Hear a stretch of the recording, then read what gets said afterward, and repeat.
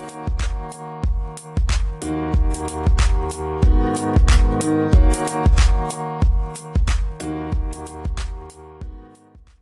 right, guys, welcome back to the Hawks Film Room podcast. It's me, Zach, with Spencer Pearlman here of the Stepien 2019 Phoenix Suns draft consultant.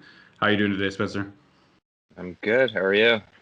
I'm doing well. We're recording here on a Saturday morning, here to talk about, sort of what the Atlanta Hawks are going to be looking at when they pick 6th in the first round and then 50 in the second round, at least, for now. Schenk has been aggressive as far as draft day trades. That's just the reality. He's been really active, so keep that in mind. These things are not set in stone. But for now, 6 and 50.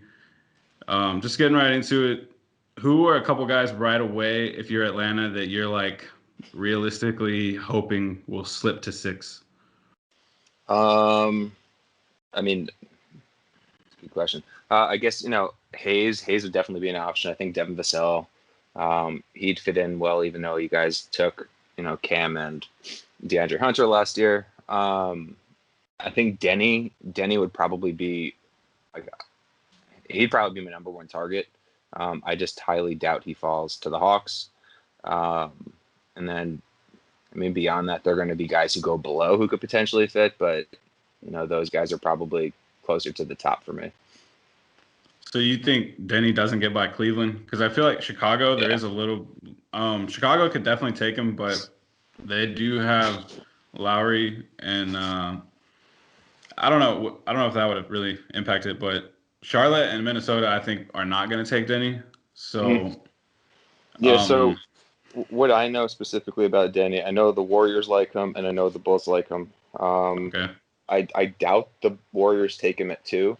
I think he fit in perfectly there, and I think that would be a lot of fun to watch. I just don't think they'll take him at 2. The Bulls, I could easily see him, Chicago taking him there, because even though they do have Lowry, I think you can play Kobe if he is their starting point guard of the future. You can play Zach if he's still there. As the backcourt, and then you could have Denny, Lowry, and Wendell Carter as the 3, 4, and 5 of the future. And I know they still have Otto Porter, so Denny's probably coming off the bench.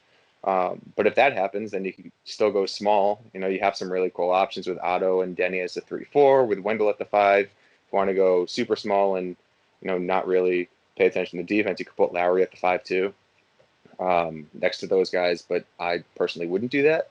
And then Cleveland, you never know with them because they took point guards in back-to-back years. So maybe they take another point guard this year, which would be a terrible idea. But if Denny's there at 5 and if Cleveland passes on him, that's a huge mistake.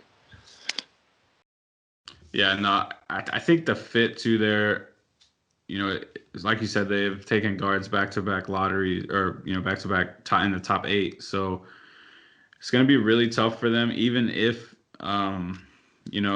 they love Cole Anthony or something like that. They're going to have to trade or punt on Sexton or Garland to take someone like that. So it definitely, someone like Denny would make a lot of sense for them.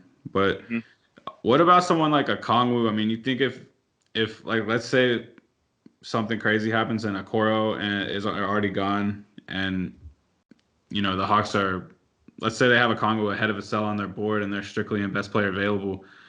Do you think, to me, the fit concerns are overrated because I think all the stuff about the Hawks, like winning next season and like making the playoffs, like sure they can make the playoffs, but like Travis Schlenk said in his post-draft or post-lottery availability the other night, like we're trending towards just being a winning program. They're not having certain goals, even though the team has said they want to make the playoffs, like the players and head coach Lloyd Pierce have said, that's what we want to do. That they almost have to say that, and that's what they should want. So I don't think that's like, doesn't really, matter. That's just them, being competitive. So right. I think as far as the roster this season, like I just wouldn't worry about it. I wouldn't not take a Kongwu because the Hawks have Dwayne Dedmon.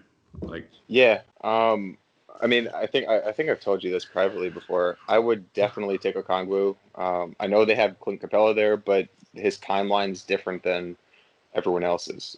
He's not young. He's not old. He's 26, 27, something like that. Right. And he has the injury concerns also. And I think Okongwu, I think his ceiling is a good deal higher than Clint's on both sides of the court.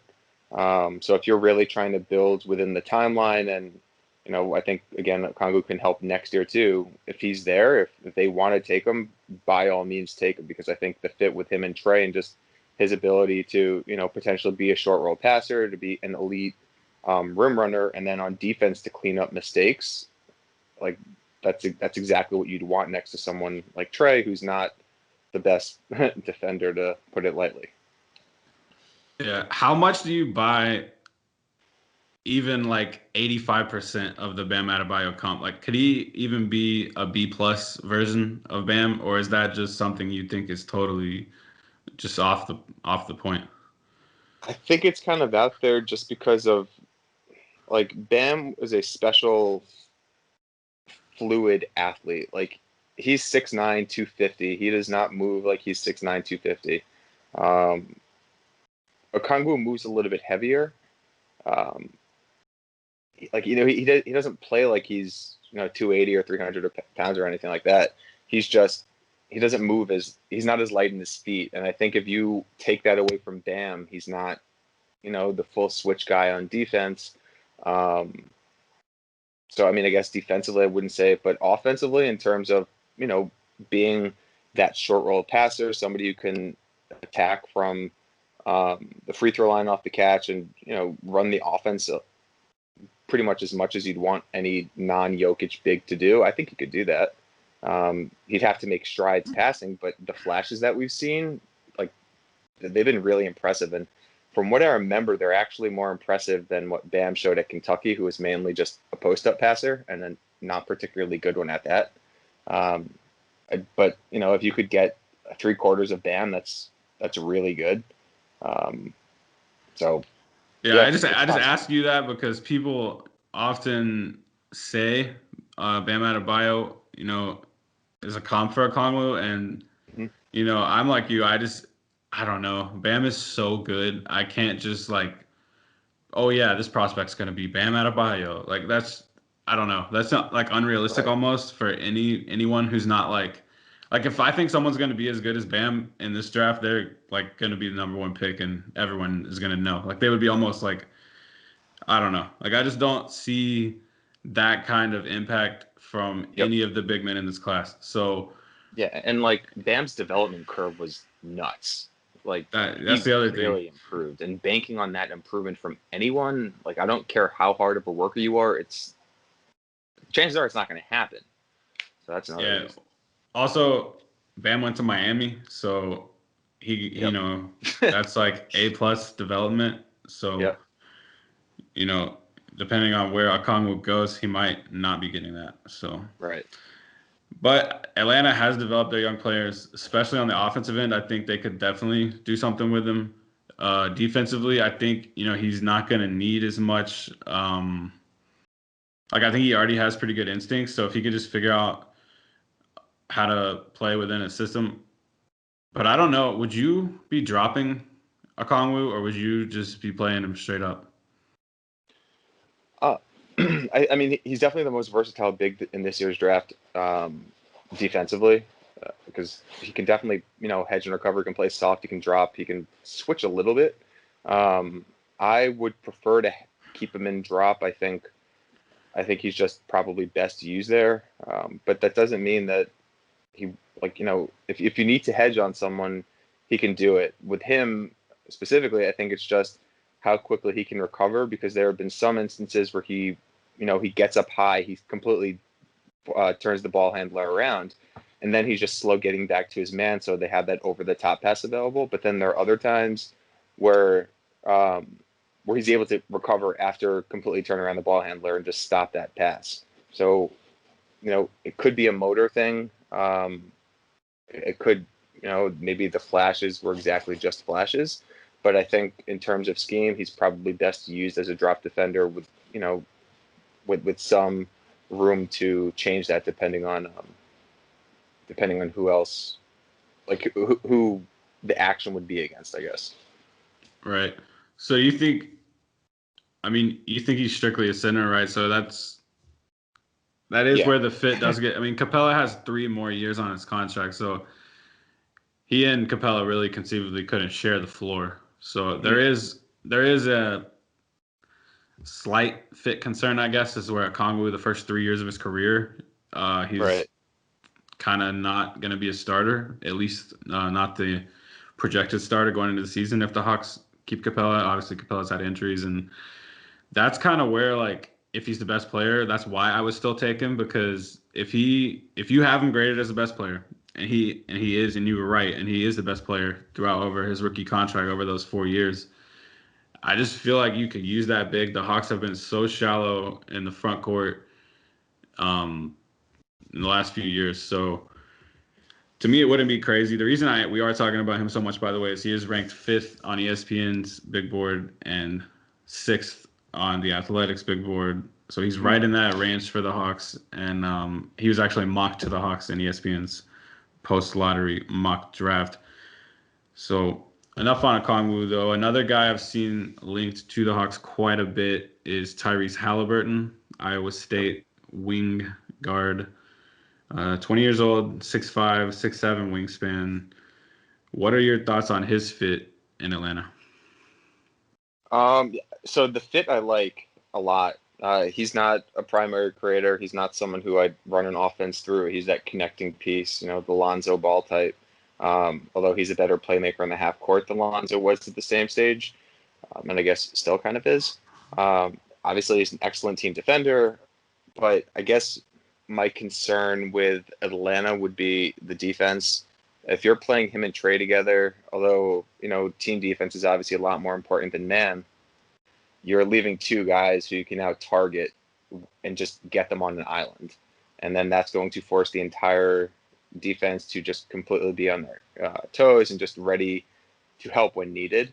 Um, so although Halliburton will be able to help from a team defensive perspective, I do think having two guys who are built incredibly slight, who aren't particularly good ISO defenders, I think that could leave some issues. Maybe not during the regular season, but I think the playoffs when it gets to that stage. Um, but I wouldn't take him at 6. The reason I didn't bring him up before also is because I think 6 is too high for him. Um, I think you could probably trade down a little bit and get him. And I floated this idea out with a couple of Knick fans on, if the Knicks were to offer 8 and a second round pick, the 33rd pick or whatever that Charlotte pick is, to the Hawks to move up to 6.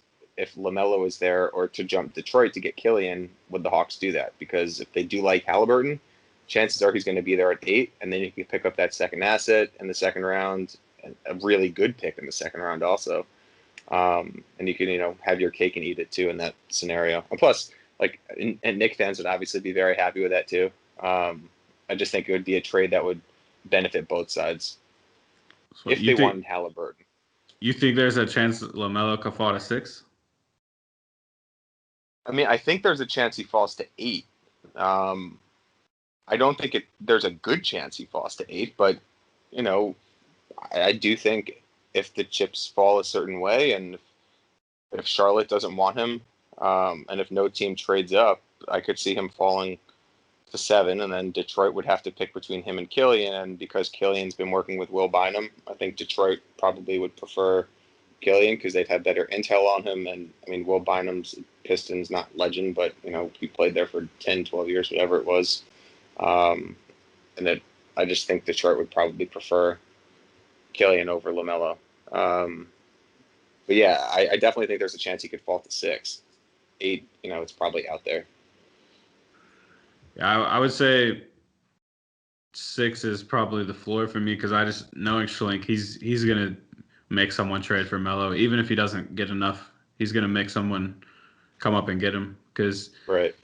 I just also think just based on the way Schlink has evaluated prospects over the years, like people can criticize Schlink for his trades or not, but he basically had Doncic and Trae Young 1 and 2 on his board that draft. Mm-hmm. So you got to give him credit for that. I mean, so just looking at LaMelo and kind of how he's similar to Doncic and Trae in terms of like usage and creation. I know he likes LaMelo. I feel like I know he likes LaMelo at least. So I feel like he could at least threaten to take him and make someone give a legitimate offer. I mean, I think that Knicks trade would be a legit offer though, just because of Yeah, yeah, who yeah. else like would be available at 33 And in this draft 8, I mean, you might still get the same guy you wanted at 6. yeah, and if it's not Halliburton, it's Vassell, or it's maybe Okongwu falls to 8. Like who knows?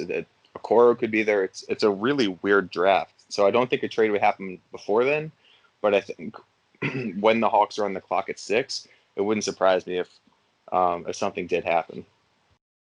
Right. Yeah. No. If LaMelo fell to 6, I mean, you're gonna have every Hawks fan all of a sudden like, I don't know. I feel like some Hawks fans don't want LaMelo because they love Trey so much and they don't want anything, anything Um, to happen Coming there. in Like, between, yeah, but to me, Trey and his offense is so explosive. Like, I don't think you can disrupt that. I think putting LaMelo on the floor would not. I mean, Trey is still gonna go crazy. I think he's just a machine. So I would almost just take him unless the offer was like pretty good because I have LaMelo like in a tier by himself as the number 1 player in this draft. yep, So I don't know. I've talked to you about this a lot. I don't know if you still have LaMelo kind of in that same like number 1 tier, but yeah, I think he's in the tier of his own. yeah, I think the Hawks would be insane to trade him for Tyrese Halliburton and a second round pick or whatever. I mean, to me, Yeah, it's just the ceiling is so much different. And I actually think even the weaknesses, like LaMelo's defense, I think he could potentially be someone who you don't just target. I mean, I think the reason you would target him if he pans out with like C+ defense, you would just target him because you want to wear him out, like you want to wear Steph Curry or James mm-hmm. Harden out. It's not like Steph Curry and James Harden. I mean, I'm talking about 2020 James Harden. Those guys are not terrible defenders. You just you want to make them work because they're doing so much on offense. So I do think he would still be probably targeted no matter where he Mm-hmm. goes, even if he became decent. But like we've talked about offline with his length and his just overall his basketball IQ, I do think he could be just kind of weird mellow tangent. Since you brought up he could fall to 6, we're going to talk about it. So Right. Weird mellow team defense tangent, but his length, his feel, we both kind of think he could be like not this big negative on defense, but he kind of has Also, a like, stigma. he had nice flashes this year rotating. It was just him keeping his hand down instead of contesting at the end. And this is the first year he's played defense at all in his career. So it's not like he was coached up heavily, he was forced to play, and he still sucked. He was not told to defend at any point in his career. Then he goes to Australia, he's told to defend, and you see good things there. So it's not, that far of a jump to say he's going to be a half decent defender at the very least. Right. And I think people just overthink things sometimes. Like LaMelo has a 6'11" wingspan and he's really quick. And he's like you said, Australia was his first time playing on like a real team where like he couldn't just basically do whatever he wanted. I mean, he was so good in high school that Mm-hmm. and his team was so good that they were just killing everybody. So it didn't Yep. really they could not play defense and just win by 30 still. So Right. I think just Melo is so untapped and so like just slept on. Like I think if he would have went to Duke and played 40 games, he would be Zion. Like he would be number 1. I'm not saying he would be like this like 95 overall out of 100 prospect like Zion was, but I think in this draft with everyone else and how they played, if he would have played like 30 games in the ACC or the SEC or something, I think, the narrative would be a lot different. Completely agreed. Same thing with all these, not all these, but a lot of these international guys. If Killian Hayes or if Denny would have been playing NCAA, there's a chance Yep. if they would be also consensus number 1. Yep. Just such a big difference in the competition. I cannot stress that enough. But getting into, we'll talk a little bit about, some guys, a trade down target, for example, if LaMelo, or not if LaMelo, if let's say Vassell gets picked 5th or something, and that's who or Coral went 4th or something. Is there anyone in the like 15 to 20 range where you think like Maxey or someone where you're like, or even Patrick Williams, where you think the Hawks like would almost be like smart to just move down like 7, 8 picks and like stack some assets because the drop off in players is not that great. Um, yeah, I mean, I I would trade down just because I think at a certain point, the relative ceiling and floor for each guy is more or less the same. Um, Pat Williams, he's not going to be some mega all-star, but chances are he's going to be, a solid role player. Neesmith, I'm not high on him. I know, like, I wouldn't take him before Dez or Isaiah Joe, but I know some people definitely have him there. He comes in with elite shooting. I think Maxi's also kind of like a low-key nice fit with Atlanta, although he's obviously a bit smaller. Um, if he's there, they could take him. Like, I guess my sleeper pick, and anyone who follows me on Twitter knows that I love him, would be Alexei Pokusevsky. I don't think Atlanta would take him. Just like, I don't think they would. I don't think many teams would really take him as high as I personally would.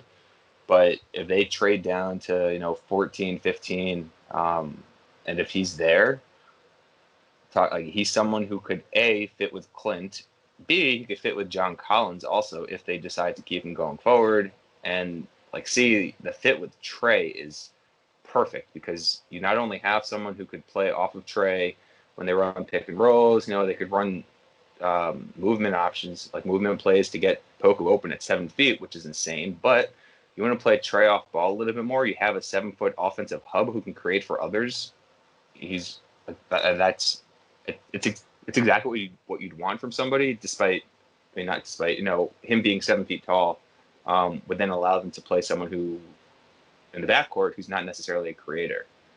Just gives them a lot more offensive options. But like, I would like to see that. I'd like to see Poku with any team that would really maximize his ability, and I think the theory of Poku in Atlanta fits really well.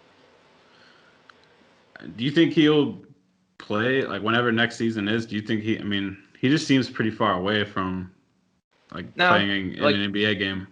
yeah, I actually think he can come over right away and play. Like, he's not raw. He's not some hyper athlete with little skill. He's a really skilled player who has to get stronger. Um, like, anytime you're looking for translation, I think between any league, the things that you look for are skill and IQ, probably more than anything else. At least for immediate translation in terms of impact and whatnot. And like, I don't think he's going to be some high impact player his rookie year or anything like that. But having someone who's 7 feet tall who can shoot and pass and protect the rim a little bit, the odds of that person not being able to play at least 15 minutes a game in like a normal organization who's not just kind of punting the season and saying, we'll just develop you, you're not going to get any minutes, I think the odds of that happening are low. I personally think he can come over and pretty much play right away, maybe not have as big a role as he'll have in 3 years. So maybe in that sense, he's a developmental guy. But I'm pretty confident in saying that, 15, 18 minutes a game next year, it's entirely possible.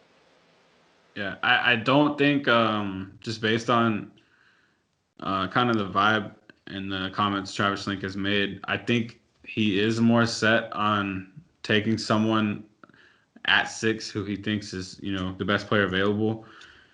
And maybe he has Poku that high. I wouldn't put it past him. He loves the skills Poku has. I'm sure he's always been a big dribble, pass, and shoot. I know that's really cliche, but he's just talking about no matter how big you are, what position you play, he wants players who could put the ball on the floor, who could shoot the basketball, and who could pass the basketball. And Poku, that's literally why people like him. So is because he's 7 feet and he could dribble, pass, and shoot. So I definitely see like. I just think just being that he's so far down doesn't really mean anything because this is not the Hawks board. So I really just don't even know like how to feel that out. I mean, if Schlink traded down from 6 to 11, that's what's so crazy about this draft is like the shortened season and just no combine. I mean, if the Hawks traded down from 6 to 12 and took Poku, that would literally, like, Hawks fans would be like, who the hell is that? You know, like, it would be insane. Like, it would be insane in the terms of the reaction. Like, people, it would be like kind of like the Knicks when they got Porzingis, which obviously we see how that turned out. So, yeah. I don't know. It's super fascinating. It's always like something I come back to and just like go down a rabbit hole on. So I'm glad you brought him up, because like no one talks about him with the Hawks, and I've talked about him on Locked On Hawks with Brad Rowland, and I'm sure you might have also. But other than that, I haven't really heard anyone talk about him with the Hawks. So probably won't happen. But if it happens, we talked about it. Other guys that the Hawks just can't draft, obviously, are like people like Kyra Lewis, Cole. Yeah, people act like they can draft Cole Anthony, but I just don't think they can. No way. And the other thing I was going to say about, I'm just looking at Halliburton again, I forgot to say it. The other thing about Halliburton that I don't like, I also, by the way, agree with you. I have him like 12 or 13, I think, on my board. Like I don't really have a set board either, but I just kind of have him out of the top 10. Mm-hmm. I don't like the fit, regardless of if I had him 8 or 9. I don't like the fit. Because even if you say, okay, maybe we play him all the non-Trey minutes. Well, they're already trying to do that with Kevin Huerter. They're trying to give him creation in the non-Trey minutes. So if you play Huerter and Halliburton, you have the same thing. You have two guys that can sort of be targeted by bigger wings. So I feel like no matter where you put Halliburton on the first or second unit, it just is kind of weird. Yeah, and like if you're playing him as a primary, you're completely screwed if the team that you're playing uses drop coverage against him. And I don't care how many shooters you have or how many non-shooters you have. If they're in drop, you tell the rest of the defense to stay home. He's just going to be taking contested floaters because he's not going to attack the paint, and he has no mid-range jump shot to speak of. And I don't really think he'll have one because of the weird form. So, I mean, if you're playing him, you'd need someone who can actually do that. And I love Huerter. I would love to see him get a lot more playmaking reps. I just, having those guys as your primary initiators, I'm not sure is great, even if it is just against the second unit. Yeah, I just don't like it. I think, the Lonzo comparison is actually pretty good. Even and if you want to take it even further, apply it to the Hawks, Halliburton would have multiple lob threats. So maybe he wouldn't have to take all those floaters, if he could engage the drop defender and throw a lob. But still, like, you really just don't want to take someone who's limited to that. And when you already have Kevin Huerter to run your second unit, who does have a mid-range, at least, somewhat of a mid-range game, that I think will develop as he just kind of gets more comfortable and can stay healthy. So yeah, Halliburton to me just wouldn't be the guy at all. What about, I know you don't like Wiseman, but can we just talk about it? And I just think, if he's probably not going to be there at 6, but just kind of same kind of, thing with the Kongwu. Do you think there's any chance, of him actually getting to 6? And if he's there, would you consider him? Sure, there's a chance. I'd be, I guess, kind of shocked if he fell past Charlotte. I think Charlotte's going to end up taking either Okongwu or Wiseman. I prefer Okongwu because I just think he's a better prospect and player than Wiseman. But, Michael Jordan also is running the team, so you never know.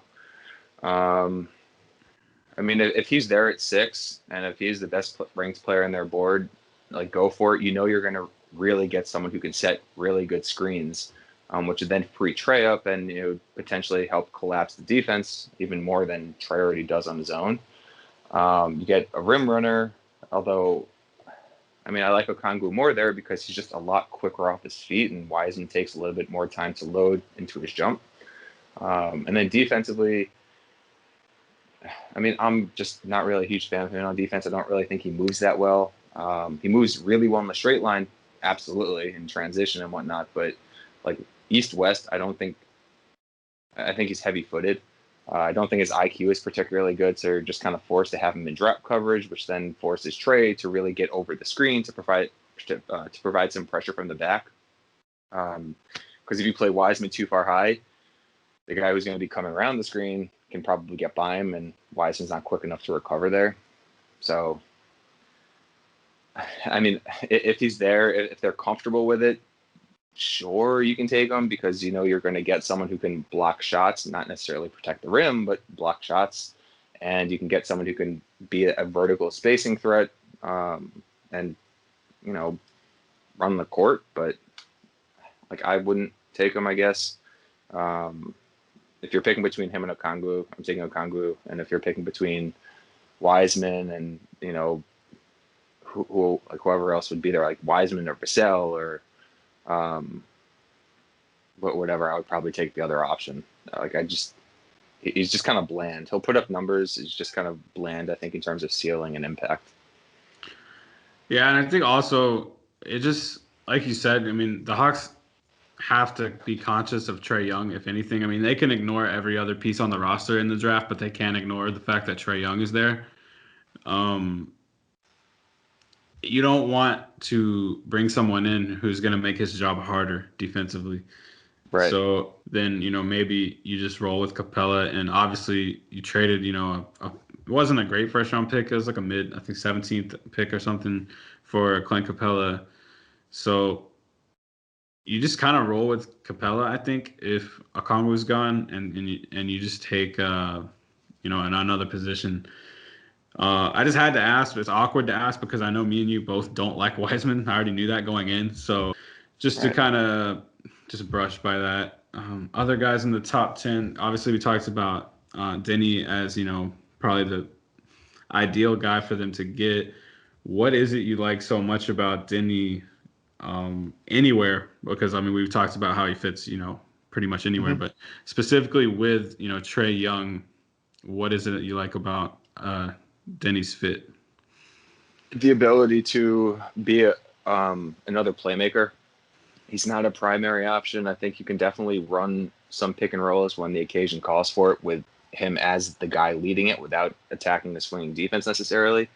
But I think, you know, the amount of gravity that just Trae has and his ability to get the entire defense shifted to him, like if that's happening, if you have Denny then on the opposite side of the court, at first I buy the catch and shoot jump shot, especially given what we've seen the last 10 games or so of the season with the reworked form just looks so much better. So, I mean, he'd get open looks there even before then, aside from the last, you know, I think 10 games before that where he just kind of shat the bed shooting.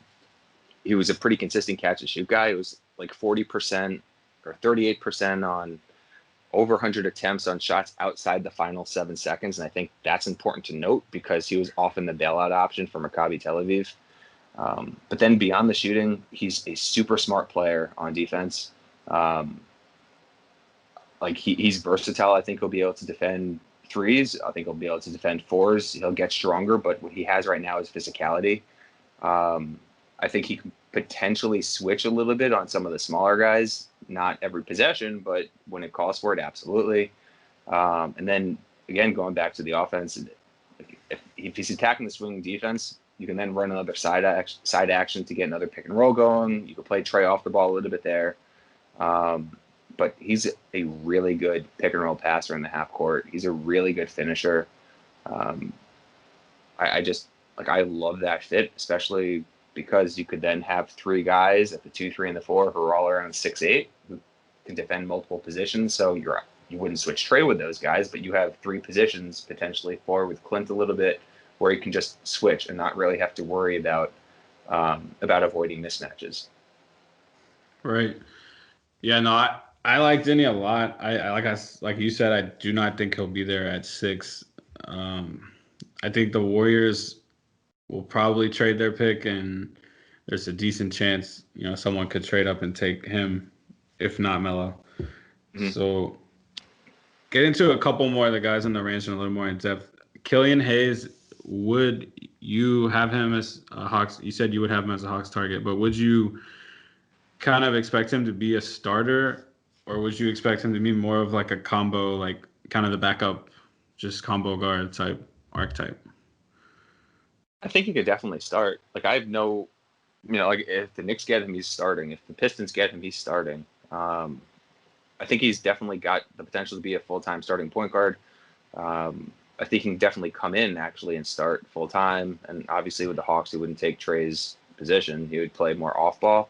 But I love the fit there. The left-handed passing, he can't pass with his right hand, but I love that. I love the ability to create for himself off the bounce, the finishing, the smart defense.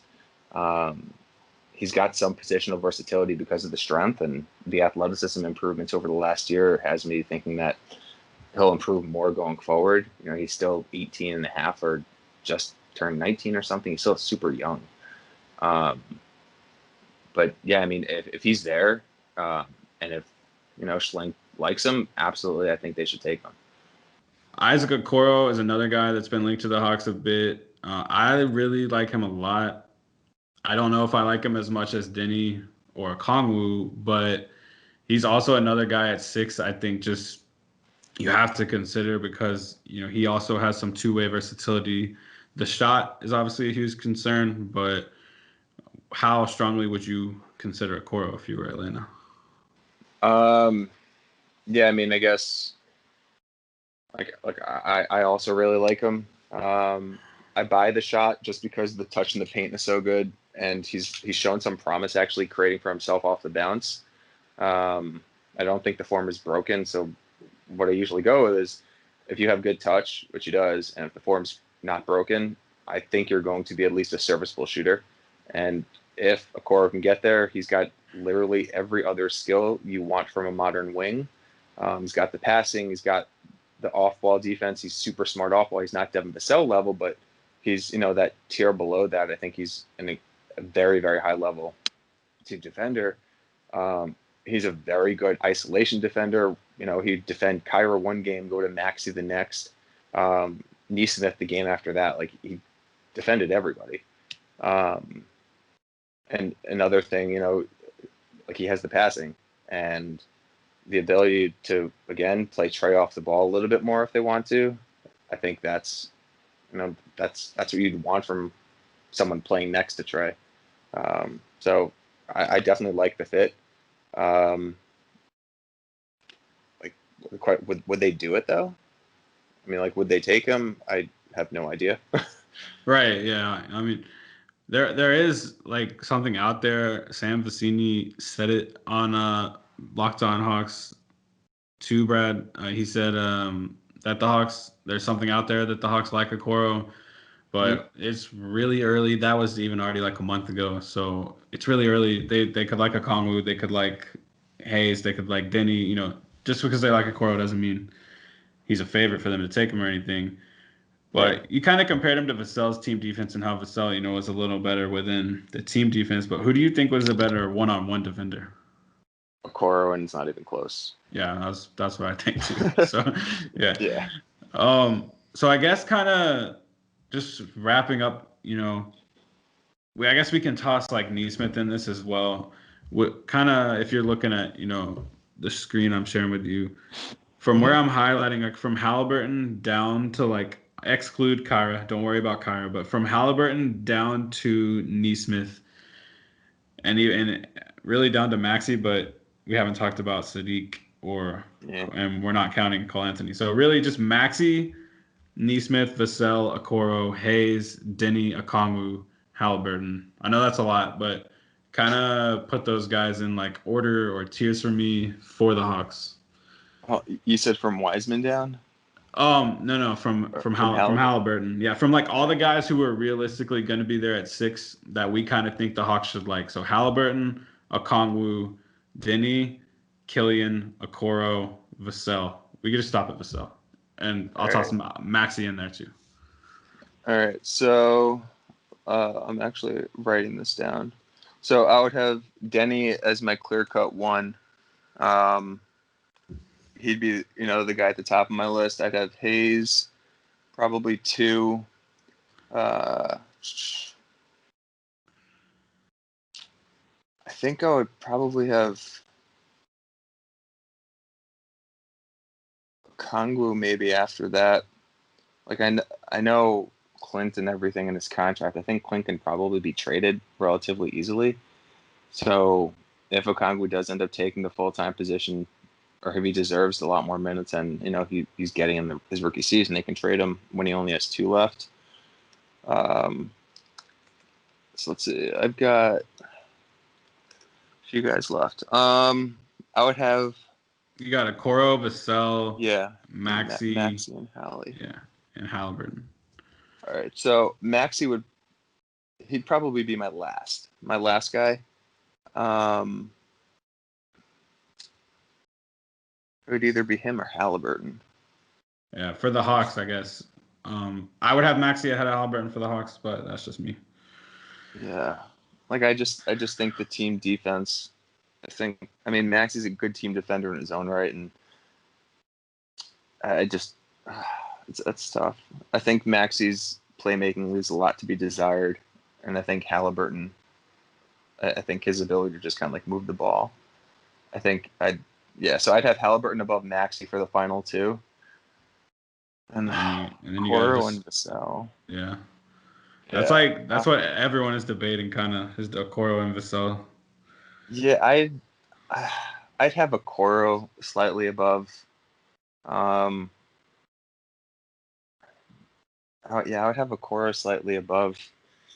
I just think the passing and him not being like a bad ISO defender at all, like being a legit good ISO defender on top of being a really good team defender. I think I like that a little bit more. And again, I buy the shot. If I didn't buy the shot, I'd probably have Vassell above. But I think if you're really trying to think, whether or not he's going to be a 35% 3-point shooter, just around league average 36% on 3-4 attempts a game, I think he'll get there.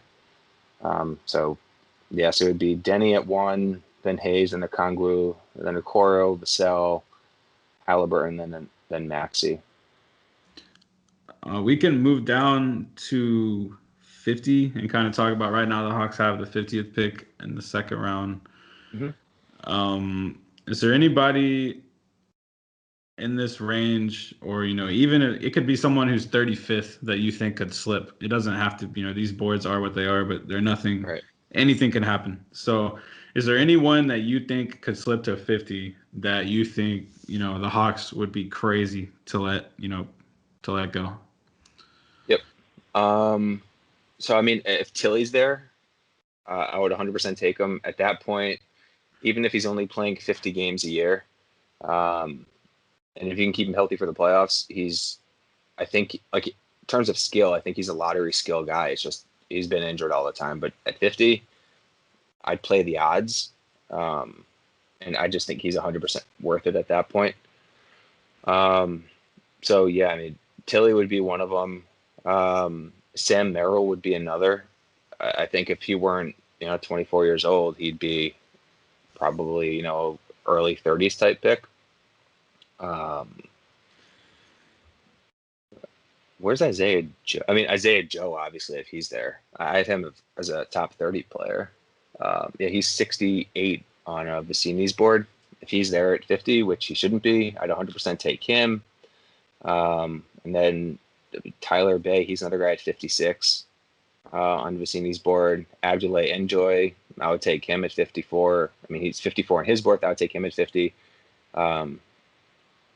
Enjoy is actually, he's a good playmaker. He's 6'7". He's got a really long wingspan. He can defend a few positions. He's a good passer. The shot's gotten a lot better over the last few years, I think. He'd be interesting. I don't know if he's coming over right away, but I feel like he's kind of not talked about enough as a potential, role-playing sleeper type pick. Yeah, I definitely love Tilly. For anyone who doesn't know about Tilly, Killian Tilly is a big man at Gonzaga. If you're a college basketball fan, just has a really great feel. He could shoot, great rotations on defense. He just doesn't really make a whole lot of mistakes on the floor. His biggest weakness is probably just the fact that he's skinny. He's like 230. He's not skinny. But yeah, I just mean in terms of like paint defense. He can be overmatched at times, but really, other than that, he's just a basketball player. He knows how to cut. He knows how to screen. He knows how to initiate off of a screen if you really want him to. So just really someone like you said that would be much higher if he not had like a billion knee surgeries. So I have one more that just came to mind. Marko Simonovic. oh yeah. From I don't even KK know. Mega BMAX. Yeah, first of all, those jerseys are amazing. I need a sweatshirt from them. So if anyone has ties is listening, Oh, please and thank you. I didn't even know Vicini has moved Rokas up to 83. Apparently Rokas isn't staying in. I mean, you've seen what Javier said. I think you've seen what Javier said. But apparently Rokas isn't staying in. But Simonovic, he is staying in from everything that I've heard.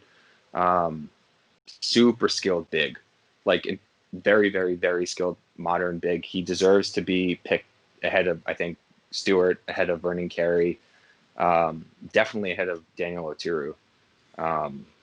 Just like those guys, he's a really good passer in the short roll. He's a really good shooter for a big also. And KK, Mega BMAX's history with big guys coming over, whether it's Zubac or, of course, Nikola Jokic, Goga last year, like they have a good track record of guys coming over from that team and being at least role players in the NBA. And he's another guy who'd fit really well with Trey. So, that would be another option. You might be able to stash him if they want a roster spot, but he's another like under the radar type guy who I love. Yeah, I haven't seen a ton of him, but at 50, really anything that has upside is great. Yep. So just that's where I would go. I would not take like a really good college player who just happened to slip to 50 or something. I would be more in the international to, Isaiah Joe type, where someone who's just kind of being like slept on. Even though Isaiah Joe was a great college player, no one really talks about how he shot like 75 threes per 100 possessions. Wasn't literally 75. I think it was like 16. But I mean, he took 10 attempts a game. Like Joe is definitely someone I would look at. Merrill also because of the shooting. He's a good passer too. Smart defender. Just 24. And I don't think he's that long. Right. Yeah. There's definitely questions, but I mean, at 50, everyone you get is gonna have questions. So I think they should definitely take someone and put him in the G League or put him as the 14th or 15th man. But other guys I kind of like I like Jared Butler from Baylor. I don't know. I think he could be like a backup point guard. I like Tyler Bay as well. Marcus Howard, I think, will make it in the NBA, but I don't know that the Hawks should take him just given that he's 5'11" and the Hawks have Trae Young. I don't know if that really matters, but there's probably going to be someone, that fits a little better. Yeah. So yeah, any of these guys you can kind of make a case. I mean, not any of them, but a lot of them you can kind of make a case for at the end of the second round. And then obviously you'll have a bunch of two-way guys signed, etc. So, but I would like to thank Spencer for coming on today. Go ahead and plug yourself. Everyone can follow you and look at all the great work that you do. I appreciate it, and thanks for having me. You guys can find me at SK Pearlman on Twitter, and all my stuff is at the Stepien, and all the Twitter stuff I'm posting it's clips, it's quick breakdowns and stuff like that. So hopefully you guys can find it informative. Follow Spencer, follow Hawks Film Room. Thanks for listening. See you next time.